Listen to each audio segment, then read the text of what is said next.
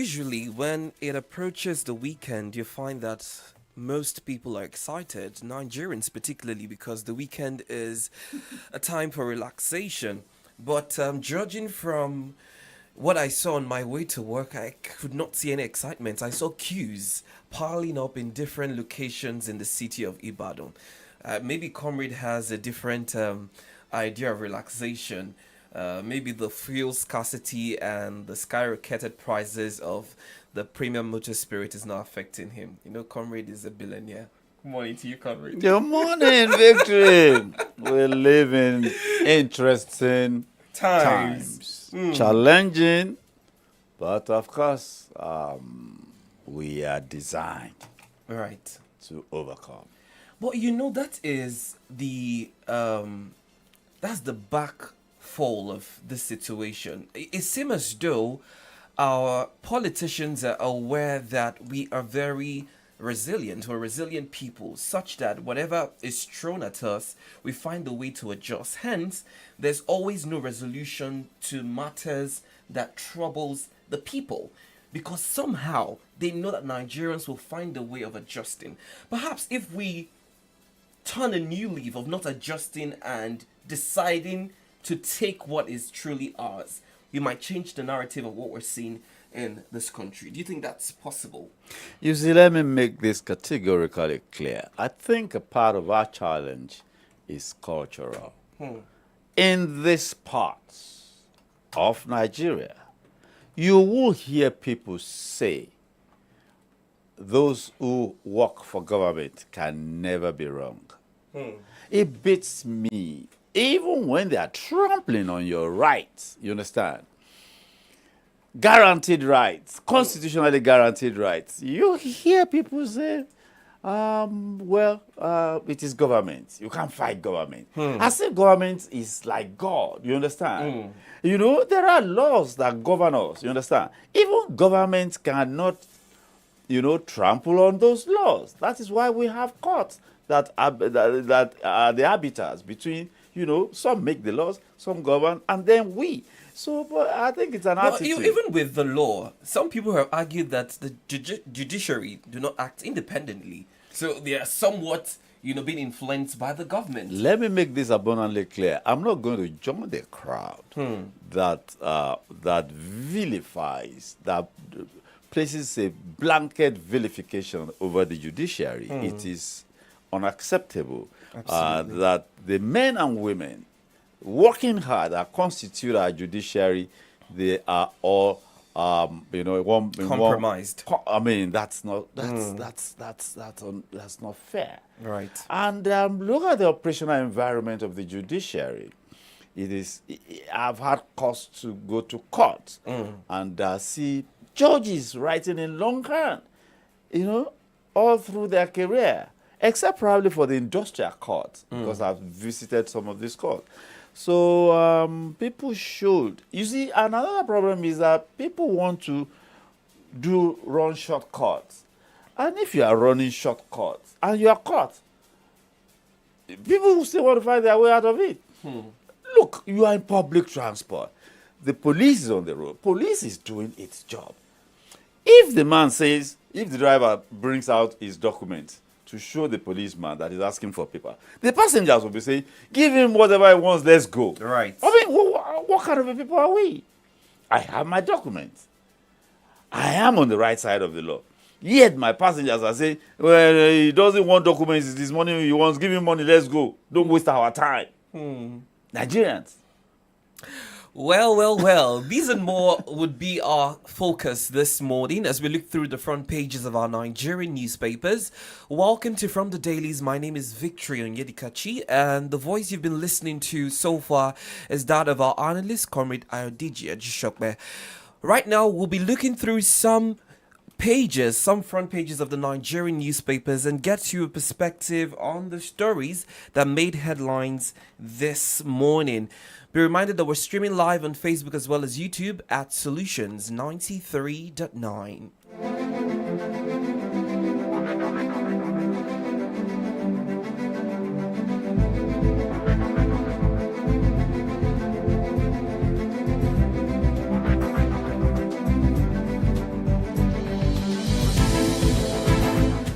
right, we start off with the Vanguard newspaper this morning.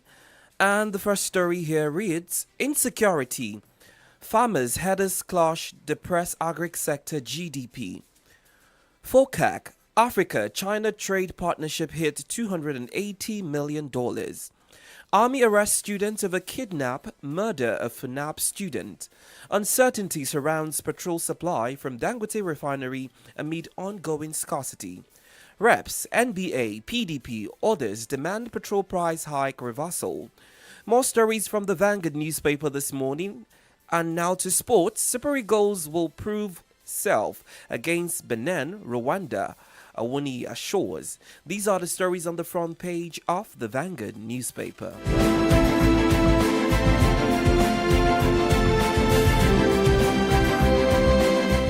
And now to the Nation's newspaper. Social media is fueling banditry by army. Emefiele, court fixes Thursday to hear applications on fortified assets. BOI raises 1.43 billion euros in global loan syndication. More stakeholders reject LP caretaker committee. Lagos Chinese firms sign pact on 68-kilometer green rail line. Why Dangote refinery petrol is yet to hit market. Agreement on price template between firm, government yet to be reached. Government rolls out sale of 30,000 metric ton of rice for 40,000 naira. Prosecution of Britain orders for treason in order, says US mayor, ex-British envoy. These are the stories on the front page of the Nation's newspaper.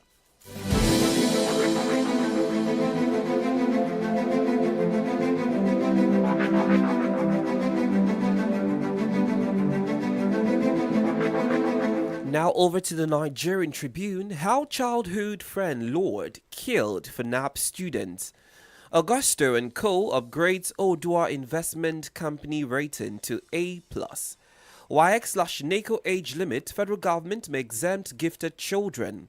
Petrol price hike. Nigerians lament forced into belt tightening measures.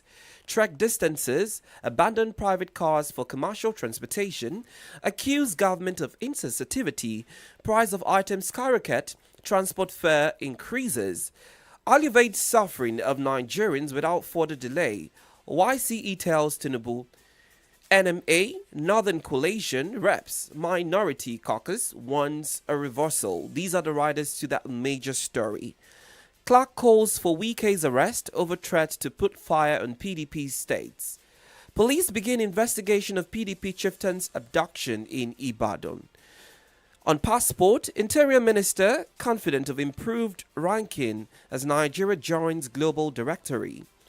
Federal government raises inmate feeding allowance by 50%. Fuel crisis. Shatima meet NSA, Lokwobri, NMDPRA officials. These are the stories on the front page of the Tribune paper.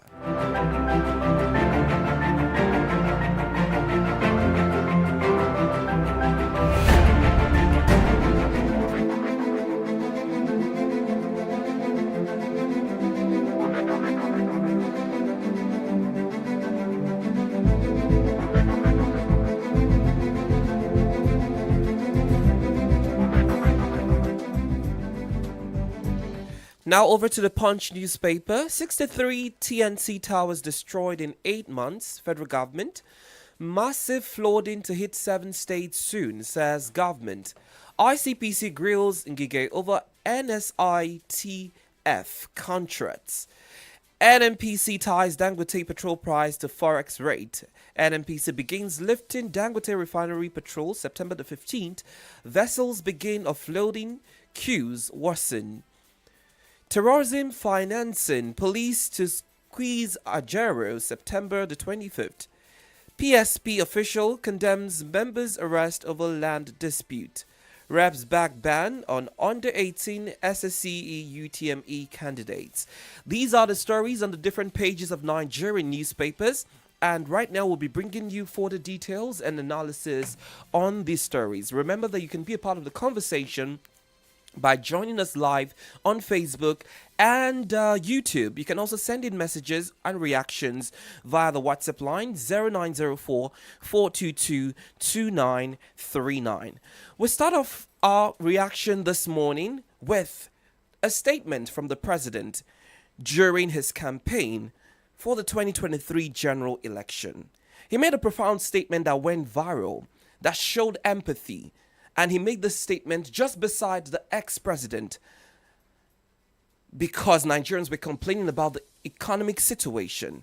And Nigerians felt, oh, the president sure has concerns about the state of the nation and would like to improve it. He was concerned about the minority, the poor people.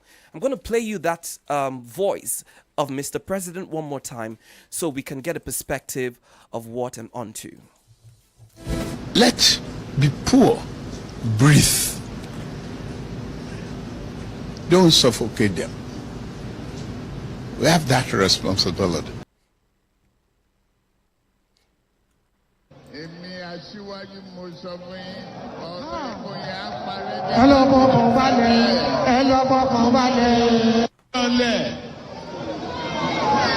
Wọ́n sọ̀rọ̀ ọ̀rọ̀ epo àwọn á di 200 á di bàbá. Ẹ fọkàn balẹ̀, àbàmì wálẹ̀.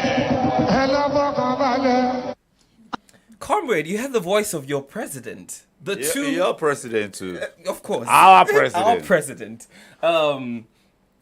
The second voice is in relation with fuel, right? Yeah. So talk to us about how we moved from, 200, 500, don't worry, to where we are at the moment. Yeah, I think two things are basically responsible. Number one is the fact that we have been living a lie. We have been postponing the evil day. Well, but when you said you were going to remove subsidy, or subsidy had ended, actually, it was the outgone administration that removed subsidy. They Right. made no provision for subsidy from June of 2023. And he made that pronouncement on his inauguration day, that very hour. And he made a second pronouncement that the two windows, the official and the unofficial windows of the foreign exchange market, were being merged. The Naira, as we speak this morning, is around 1,690 something. And that particular day, it was around 450 something. So if you multiply by 4, you get 1,600. So that means that if you actually multiply, you understand? If you actually multiply the artificial price we were paid, I call it artificial deliberately and intentionally so, for PMS then, it was around 200 and something. All right. Even if you multiply it, you understand it, by 4. That is 4 times. We were already buying it around 300. So that leaves us around 1,200. Then the question we must now ask is, when they did when the president made those two moves, closing the two windows, merging the two windows of FX, and the confirmation of removal of subsidy, Yeah. they ought to have been. They ought to have known that there will be consequences. Consequences instantly, and of course there were consequences instantly, knowing fully well that is the energy sector, and that is what powers our economy. There ought to have been a third leg, you understand? A third leg. And there wasn't that third leg.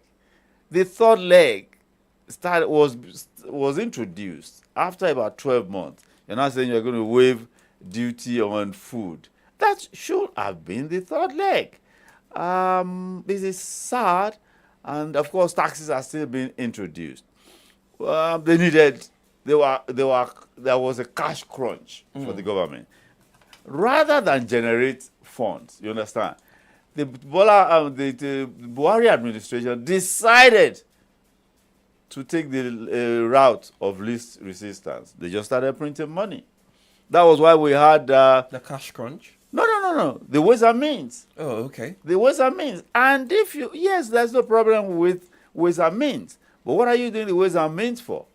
Consumption. So, and of course, it was Ways and means print money. That means central bank was lending money to and they overshot, the boundaries, the prescribed boundaries. So much so that the National Assembly had to quickly pass a law in the twilight of that administration to accommodate the overshooting of, the loan to, the Ways and Means to GDP. Here we are today. I mean, you heard it. I think the president claimed that he had been preparing after this job for 30 years. I do not think he's demonstrating that he had been preparing. Even if he had been preparing for 5 years, I mean, for God's sake, he is not demonstrating that he has been preparing like he claims that he has prepared for 30 years. I think there is a lack of clear vision. And that has thrown Nigeria into a tailspin. Right. I do not know how elastic people are. I do not know how docile people are. But are people even asking the right questions? Are we even asking questions at all, or just adjusting? Oh, I think marketplace noise. That's not asking questions. No. That's a cacophony.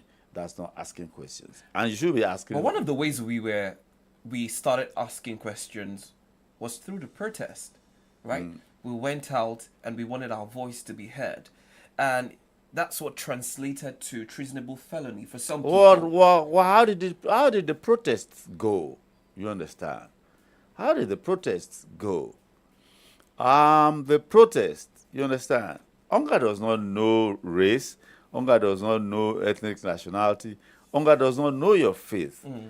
But you see, two things have been weaponized in Nigeria.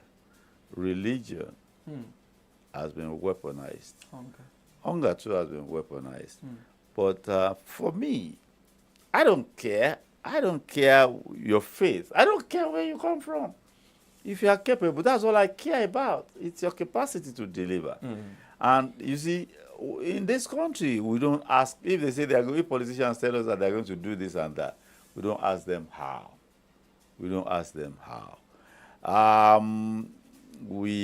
I don't know because I do not. I had said that by October, things ought to straighten out. Hopes were high that when Dangote comes out with the PMS and other products, there will be some differential, positive differential. Even Dangote is saying that it is the Federal Executive Council that will determine the price. There's a development now. The reason for the delay, the NNPC is saying they want to tie Dangote petrol price to the forex rate, which in their defense is realistic because, the foreign exchange keeps changing, with time. And they're pegging it for the 15th of September before they would lift the products from the plant and start distribution. Nigerians are saying, okay, you've decided to peg the price at over 1,000 naira. We're willing to even adjust to pay this money, but the product in itself is not available. However, we have Dangote's products now available for distribution, but it's been hoarded because there's the determination of price is yet to be reached. Yeah. The landing cost of PMS is certainly around a region of 1,200, if not more now, by going by the exchange rate.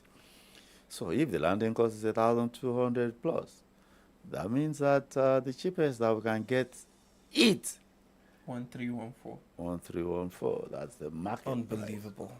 If that's the market price and government does not want to pay any subsidy anymore, believe you me, it might sound crazy, but our reality is that I don't think any country is selling for less than 1,400 in the West African sub-region.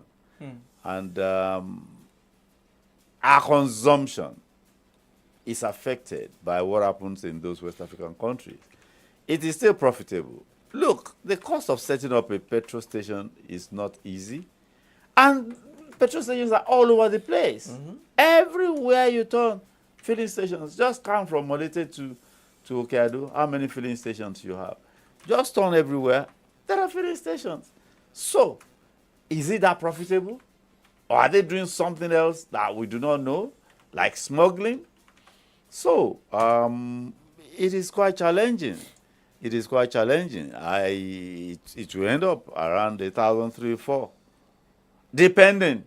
And we should ask ourselves, if NNPC is saying to be tied to foreign exchange, I thought that the president said NNPC should sell the stock feed, the crude oil, to Dangote in Naira.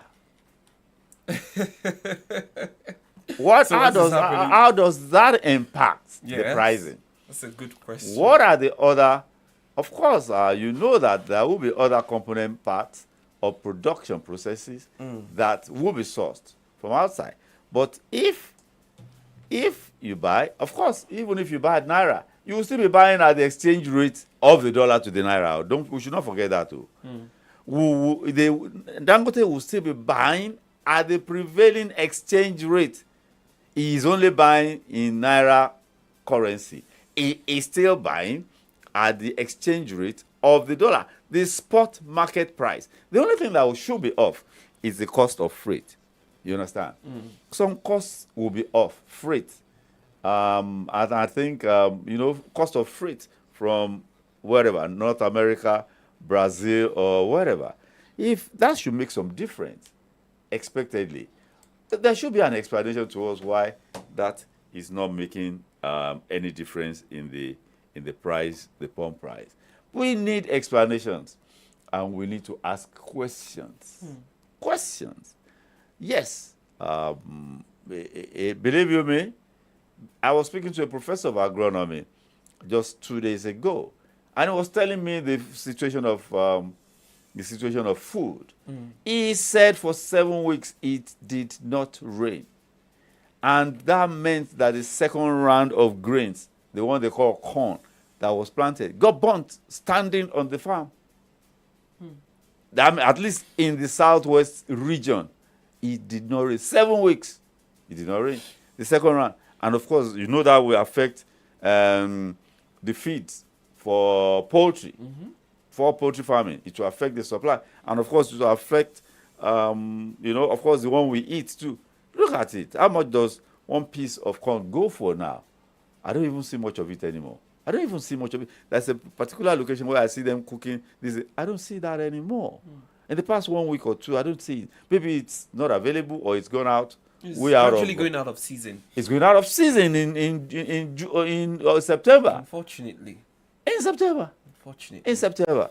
So, my wife was telling me, I think very late yesterday or early this morning, that there's a group, that deals in foodstuff that she participates in. They buy directly from the farms. They buy directly from the farmers. They don't buy second-hand. A few weeks back, they said the prices were crashing. Yesterday, they were lamenting. The prices were climbing again. Climbing again. Yes, I don't. It's really. I think Nigerians need to get creative, and people have to be creative, and I don't mean fraudulent when I mean creative. We have to look inwards, and be creative. All right, let's move a little to education this morning. There's a report on the Vanguard newspaper, WAEC NICO age limit. We may exempt exceptionally intelligent children. You recall that a couple of days ago, the federal government has come out to say that, if you're not up to 18, you will not be permitted to write the WAEC and NICO examination, as well as JAMB. But they are now saying that exceptionally intelligent children may be allowed to sit for these examinations. And I'm wondering, how do you now determine, students that are exceptional? You go to their schools and find out from their teachers, and they pick these kids and you permit them. How do you get that data to do that? If we're going to go by the rule of not allowing children below 18 or above 18 to write, then let's stick to that, as opposed to intelligent and non-intelligent. I don't see how that works here. You see, let's take a look at the fundamentals. The educational policy says, it said earlier 6334. Yes. It is now 934. So, how did you arrive at 18? You arrive at 18 based on 934. Okay, what does the policy say? When did it start? The policy started in 83, I think. Now, when that policy started, it was intended that not everybody will go to the senior secondary school. That by JSS 3, do you know the issue certificate for JSS 3? The issue certificate. Yes. So, if certificates are issued at that point, that means it's a terminal point too. Certificates can only be issued at a terminal point. So, JSS 3 is supposed to be a terminal point. You know, it's like you are going on a bus. Some people get off at their own terminal. Now, what was JSS 3 supposed to have taught? Skills. Skills. Now, those equipments were provided in secondary schools nationwide. And I mean equipment because a friend of mine was the head of the technical department of a secondary school way back then. They had a huge, purpose-built laboratories. And I mean, when I mean laboratories, and purpose-built workshops and laboratories to that effect. And they were supplied equipment. Even way back then in late 80s and early 90s. Were they using those equipment? Did they have teachers? This guy, a friend of mine, actually studied technical education at the Kaduna Polytechnic. He was probably the only one that was equipped for technical education. Now, those equipments disappeared. Quote me. Those in this Ibadan, those equipments disappeared. I remember a particular machine that they had in that school, lathe machine.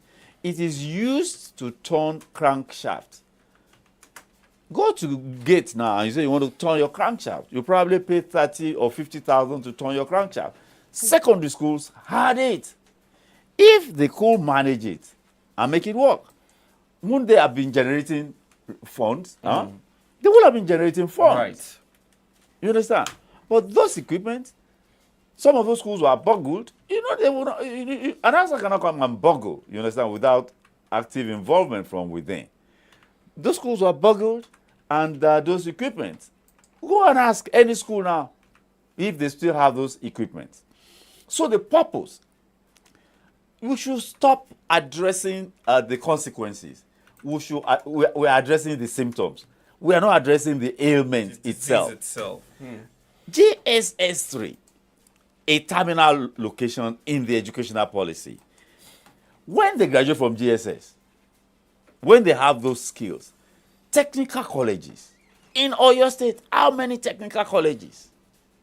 I know there is one in Oyo. It used to be a very solid school. There is one in Ibadan. There is one in Ubomosho. Are they functional? Where will they be absorbed to even further still sharpen, you know, and perfect their skills? Nobody wants their children to terminate in GSS. Nobody wants their children to go to polytechnics. I find it very, very strange. Comrade, there's a report currently about the building construction facing dilapidation concerning the building sector, rather the construction sector, not having workers anymore because we don't have the young people who are interested in these jobs. The contractors that we have from Togo and Benin, those are the people with the skills. Yes, they're going back because of the forex rate. Yes, our money is no longer valuable for them, so they're going back. So we might not even have people who are interested in building houses anymore. These skills are acquired in technical schools. That is what the GSS 3 was intended to impart. And then you go and sharpen and perfect it.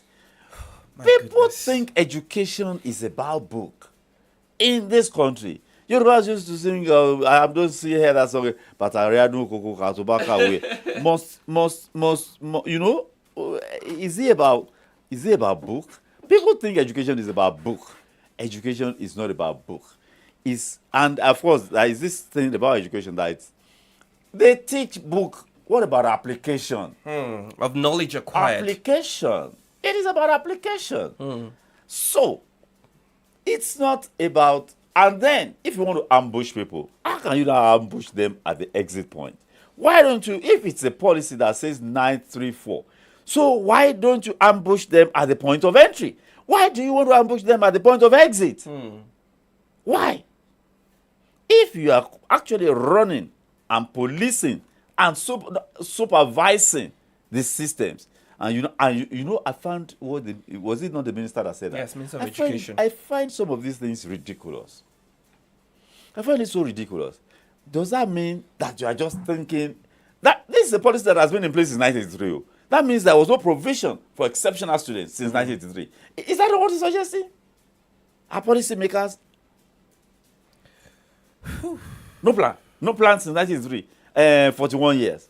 There was no plan to deal with exceptional students. You know, when I heard that, my heart sank. I said, these people, do they not think before they open their mouths?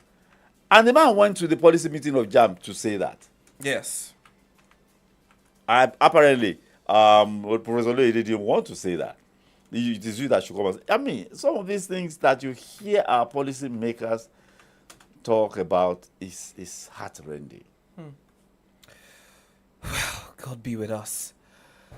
Let's talk about, I mean, it breaks my heart that every time we need to talk about a story, it's not something really exciting. Is it either a warning or a sad story?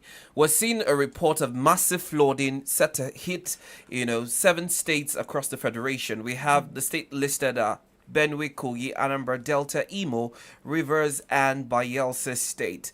These are flooding predictions, and the Federal Ministry of Environment are warning communities in downstream River Benue areas to take caution.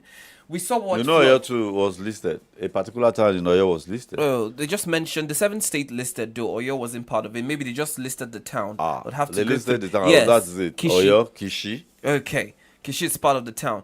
So, with what happened in 2022, do you think that we are ready with this prediction? We've mitigated anything that will cause that flood the way it happened in 2022? Two pictures are stuck on my imagination about the 2022. The one that happened in Kogi. People got stuck on Lokoja Abuja Highway. There's a place they call Kotonkarife. I've traveled this country. Of course. There's a bridge there, and there's a major river. It got flooded. And people were stuck for tens of kilometers stretch. And they took an area view. And water was everywhere. They were there for days until the water receded. What if the water did not recede? What if the rains came again? It would have just swept everybody off. And then in Anambra, in the southeast, the dam from Cameroon. A farmer told me here on Pendulum that 2 seasons, Ogun River Basin Authority released water from one of their dams and flooded our rice farms 2 consecutive years. Somebody is trying to produce rice for people to eat. And then, so what kind of arrangement is that? If you're saying, okay, this corridor, you people should not plant, you understand? If we release water, it will be flooded. I mean, it tells you there are no plans. Look, the day there was a bomb blast in Bodija, I was there. I remember I just had dinner and I was, as usual, taking a cup of tea. And I had that blast. And within 10 minutes that the location was determined, it was not far from my house. I was there within the space of 20 minutes. I saw the near, if not outright, impotence of our emergency services. Do we even have? Well, they're branded emergency services. There's a national emergency services. The near impotence of our emergency services. And you know what? I think the thing occurred around 7:20 something. Around midnight, The first major equipment that they brought for, to rescue Yes. was an excavator. And I said, what is this for? An excavator? People are buried under the rubble. You want to use an excavator to do what? We are not prepared. I saw that day, Oyo State Emergency Management Authority. They were looking for one guy. They were trying to reach a guy that had the key to the storage where some equipment were. Emergency services. They go home. They go home. Emergency services. Are you not supposed to be on standby 24/7? Right. Disasters don't give notice. Even if it gives notice, if the form and shape, you're never going to know. We're not prepared. You forgot Hercules. Charlie, the one they call Charlie, Hercules C-130. Landed, crashed into a swamp. It's a Hercules, military aircraft. It did not disintegrate. It wasn't as if it disintegrated and caught fire. They did not try to rescue them until the following day. Those guys suffocated because they put up their uniforms, their khaki uniforms. Most of them were found in their underwear. So the aircraft did not disintegrate. They just got stuck there, and rescue did not start until the following day. All of them perished. We are not, the way we are now. We just say, God is on the throne. We really do not have much to say. And when you say God, the scripture says, watch and pray. It didn't say pray and watch. And when you are watching, it means you are working. Right. A watchman is a security man, and a security man is working. So obviously we're not prepared. Assuming, this flood comes, we have a forewarning. With this forewarning, are you saying that things will be put in place in order to mitigate a flood possibly happening? Because it's not enough to, inform the riverine areas to be cautious. What are they also doing to mitigate this? Is there any plan? Do you think they'll possibly put out a potential plan to ensure that this doesn't happen? Even if it happens, there are some that are unavoidable. So when it happens, what plans? Move out of that place and be sure that they move out in time, in good time. Not when the water is rolling down the hills. You understand? That you start moving. So in that situation, the only thing that you'll be able to save is your life, and every other thing will be lost. Look, let me give you an instance. This road, newly resurfaced, before it was scraped and resurfaced, the flooding that took place there. Absolutely. Yes, I do. When they resurfaced the road, they didn't take care of the drainage. The way water works. Water will find its way. If water digs 1 inch or half a centimeter hole on that newly resurfaced road, that is the end of the road. Today is a Friday. I just noticed on Monday that they now start, I think individuals in front of their own shops or where they are located. They now started, channeling the water. Individuals, not those who constructed or resurfaced the road. Individuals.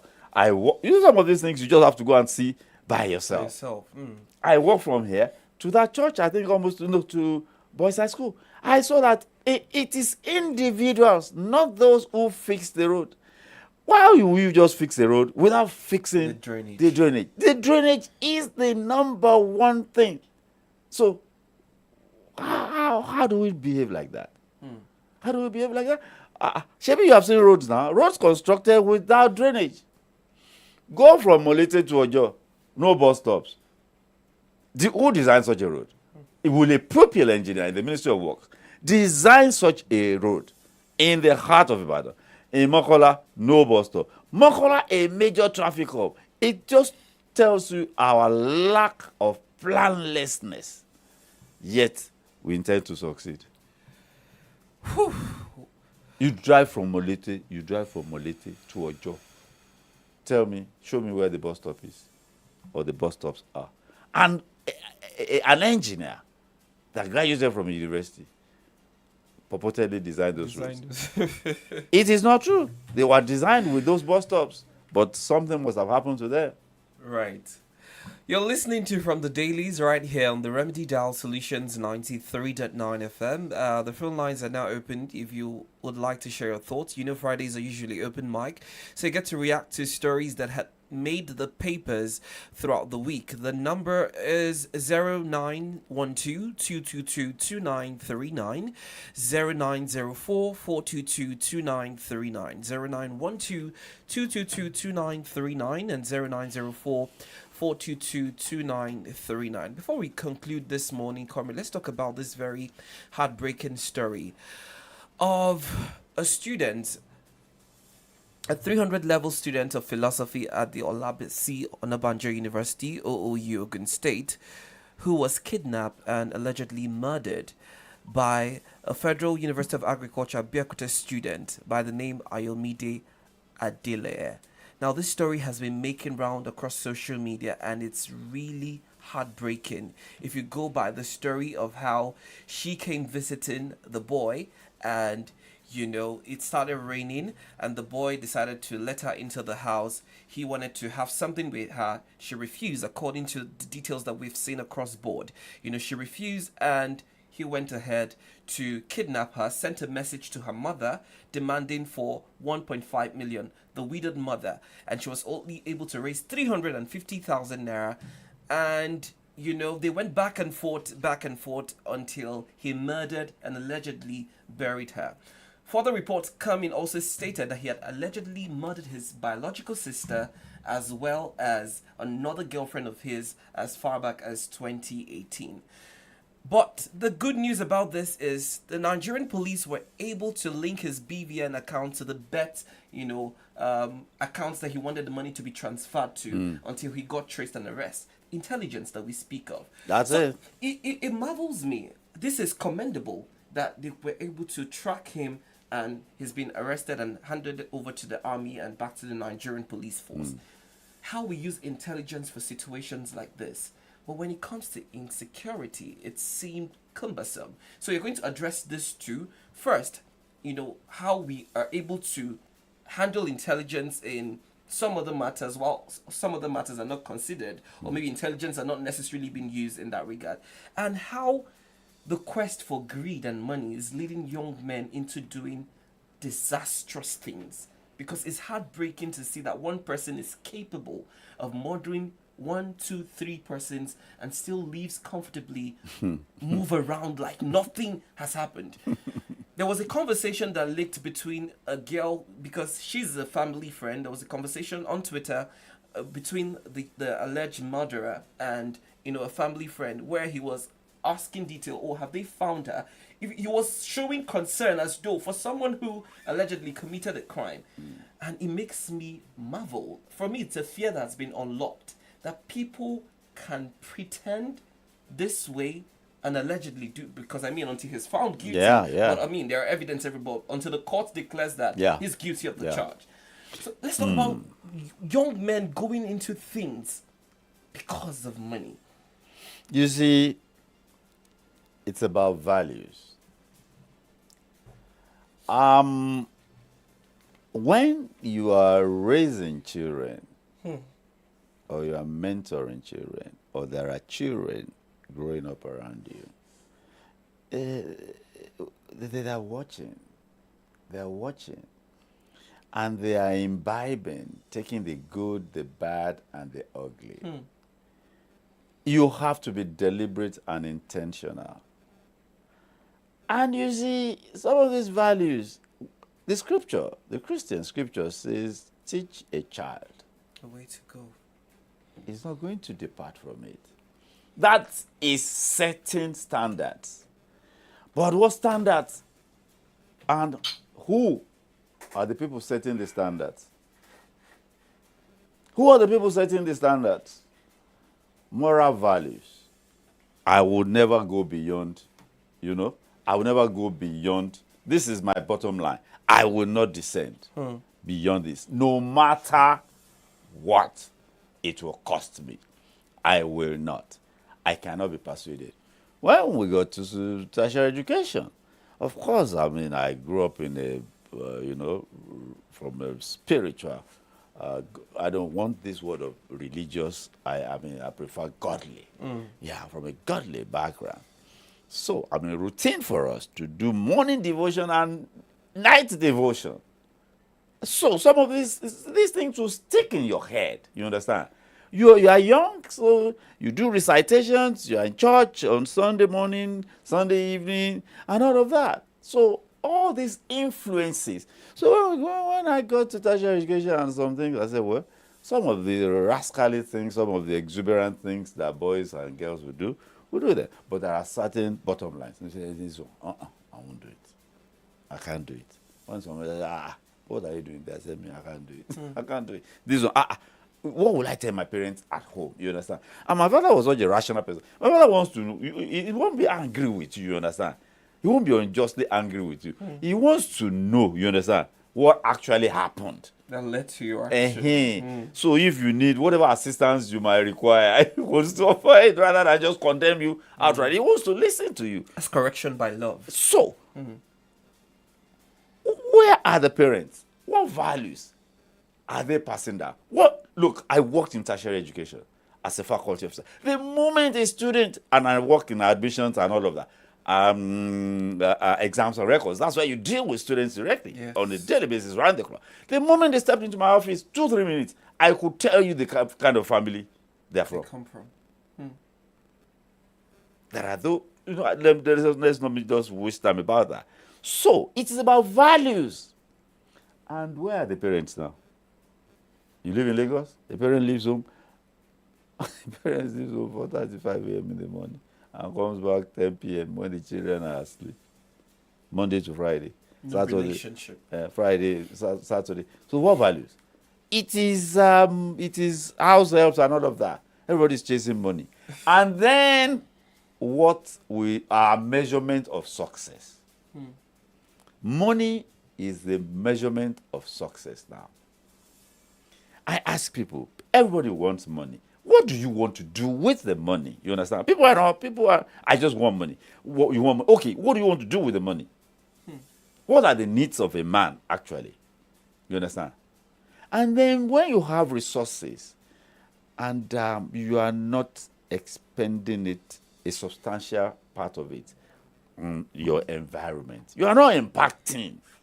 You're not impacting. If you're not impacting, what's the essence? So our measurement of success now is how much money, not what you do with the resources, not what you do with it. And people want to go around, is it flaunting it? Yes. Driving big Parading. cars and, living high-flying life. And it is easier. Crime pays, oh. Crime pays. Yes. Crime pays. Just ask those who are, just check out the drug scene. You profit, you're making drugs. There's no business that yields that kind of money. That is why people do it and they go back again. If you succeed the first time you are tempted because the profit is so high. So, but the investment, they don't know that it's their life that they're investing. If they got caught. Putting the line. So, they swiftly got caught. This guy swiftly got caught. You understand? He had killed somebody who had killed his own sister. What kind of a people are that? You kill and then you continue to my adult life, my mid-20s or thereabout. And I have a cousin who rose to the higher ranks in the police.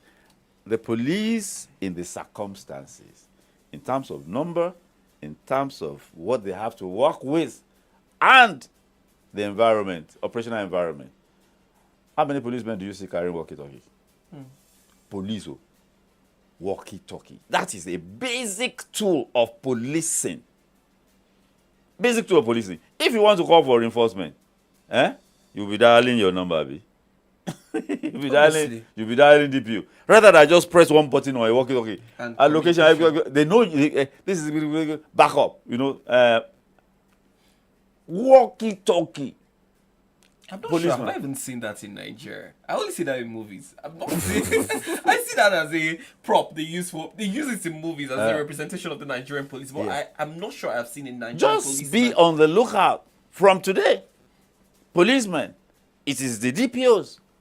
It is the DPO, and then maybe the DPO, and then the station's the station officer on the desk. There will be a walkie-talkie on the desk so that they will monitor, and then the DPO will have his own walkie-talkie. Policemen, what are you policing without walkie-talkie? That's the minimum police should have. All this tracking, BVN, they say BVN is ending again. No, it's not BVN. NIN is ending again. So, what is this all about? The tracking. I told you here how my brother-in-law's phone was tracked in a matter of hours. If you want to do it, you can do it in hours. But, you know, the moment they see that you are in need, it's ambush. They ambush you. Well, comrade, this has been quite a conversation, and thank you for sharing such sage with us. Money is leading people into disdain and committing atrocities, and we need to speak to our young men and women because it's not a gender war. Because I'm seeing that on Twitter, people are coming for the male. That yes, I understand that 80% of these crimes are committed by the male gender. However, as a people, both male and female, we are Homo sapiens. Yes. That's it. We are all Homo sapiens. Money. Yes, money to what end? We think. I recall that somebody I know, whose mother I know, was employed in the bank, and of course, as part of the routine, when you are employed, you'll be taken to the department. And when they got to the vault, the one conducting him around opened the vault, and of course, in the bank vault, it will be money. I said, the one conducting said, what is this? But I said, this is money. Oh, the man my said, goodness. What is this? I said, this is money. The man said, this is not money. This is not money. This is a means of exchange. The moment you start seeing it as money, you will steal it. That's wisdom. It's a means of exchange. This is not money. So this is your access to getting more value. Right. Oluwaseun Root says, since the removal of fuel subsidy, the economy has turned upside down because we keep experiencing fuel scarcity, insecurity, epileptic power supply, which has forced so many small-scale businesses to close down. It is just a pity Nigeria have been designed to suffer a common man. I will just employ Mr. President to allow our refineries to work so that all these hardship can come to an end. God bless Nigeria. Amen. Yes, we're joining our feet with ears, and we're hoping that Mr. President comes back and immediately address these issues. Maybe have our Port Harcourt refinery work. If the Port Harcourt and that of Dangote working simultaneously, maybe. How will that affect the pricing of PMS? Comrade, we're out of time. Well, with that, we bring a wrap to From the Dailies for this week. Of course, we'll be back next week, Monday, and throughout the week, of course, to bring you more in-depth analysis and highlights from different topical issues on the Nigerian newspapers. Once again, thank you, Comrade Adiji. My pleasure always, and do have a splendid weekend. Make the best of it. Don't allow Nigeria to overrun you. That's the word for the weekend. This is Timi Dakolo with the song Omo Ayo. Regardless of the situation, I know some of us are not exactly joyful, but like Comrade always say, let our professions be positive, and hopefully we'll see that materialize in our lives and in our nation, Nigeria. My name is Victory Onyedikachi. Good morning to you. Omo Ayo.